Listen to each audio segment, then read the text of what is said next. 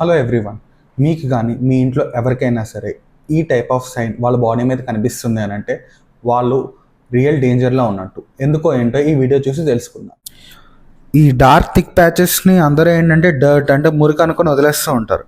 But actually అది మురికి కాదండి, దాన్ని ఎకాంతోసిస్ నైగ్రికన్స్ అని అంటారు. ఏంటంటే ఇది వెరీ డేంజరస్ కండిషన్. ఇది ఎక్కువ ఏ ప్లేసెస్లో ఉంటుందంటే నెక్ దగ్గర, ఆర్ంపిట్స్ దగ్గర, గ్రోయన్ దగ్గర ఉంటుంది.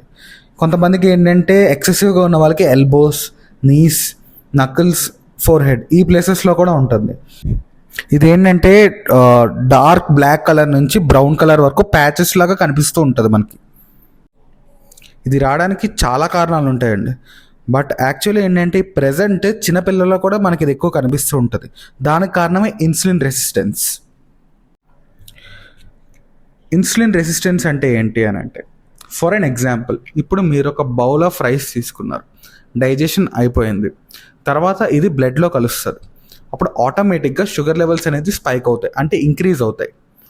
ఎప్పుడైతే ఇవి ఇంక్రీజ్ అవుతున్నాయో వెంటనే సిగ్నలింగ్ ప్యాంక్రియాస్కి వెళ్తుంది. ప్యాంక్రియాస్ ఇన్సులిన్ని ప్రొడ్యూస్ చేస్తుంది. సో దీనివల్ల ఏంటంటే షుగర్ లెవెల్స్ మెయింటైన్ అవుతూ ఉంటాయి. ఇది జనరల్గా అందరికీ జరిగే ఫిజియాలజీ. కానీ ఇన్సులిన్ రెసిస్టెన్స్ ఉన్న వాళ్ళ బాడీలో ఏమవుతుంది అని అంటే, వాళ్ళ సెల్స్లో fat and fatty acids accumulation ఎక్కువ ఉంటాయి. సో దీనివల్ల ఏమవుతుంది అని అంటే సెల్ రిసెప్టార్స్ అనేది వీక్ అయిపోతాయి, ఇన్సులిన్కి త్వరగా రియాక్ట్ అవ్వవు. దీనివల్ల ఏమవుతుంది అని అంటే వాళ్ళ బాడీలో షుగర్ అనేది ఎక్కువసేపు ఉంటుంది. బాడీలో ఈ షుగర్ అనేది ఎక్కువసేపు ఉండడం వల్లే ఈ ఎకాంతోసిస్ నైగ్రికన్స్ అనేది వస్తుంది. ఏంటంటే చిన్నపిల్లల్లో కూడా ఇది ఎక్కువగా ఫ్రీక్వెంట్గా కనిపిస్తుంది ఈ రోజుల్లో. అసలు ఈ ఇన్సులిన్ రెసిస్టెన్స్కి మెయిన్ కారణం ఏంటి అంటే, ఫస్ట్ ఏంటంటే ఒబేసిటీ, సెకండ్ ఏంటంటే ప్రీ డయాబెటిక్ కండిషన్, థర్డ్ ఏంటంటే పీసీఓడి, ఫోర్త్ ఏంటంటే టైప్ 2 డయాబెటీస్. ఇవే మెయిన్ కారణం. దీనికి క్యూర్ లేదా అంటే ఫస్ట్ థింగ్ ఏంటంటే weight management is very very important.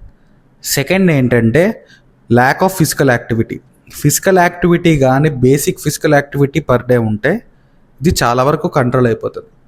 Third ఏంటంటే అన్నిటికంటే most important your food habits. మీరు షుగర్స్ ఎక్కువ తీసుకున్నా, లేకపోతే ఆర్టిఫిషియల్ స్వీటనింగ్ ఉన్న ఫుడ్స్ ఎక్కువ తీసుకున్నా, స్వీట్స్ కానీ, లేకపోతే junk foods and oily foods ఎక్కువ తీసుకున్నా, మైదా ప్రోడక్ట్స్ ఎక్కువ తీసుకున్నా ఎక్కువ కనిపిస్తుంది ఈ డిసీజ్. సో ఏంటంటే వీటిని సాధ్యమైనంత వరకు అవాయిడ్ చేయండి. ఒక హెల్తీ లైఫ్ స్టైల్ని పెట్టుకోండి, ఆటోమేటిక్గా ఎకాంతోసిస్ నైగ్రికన్స్ని అవాయిడ్ చేసుకోండి.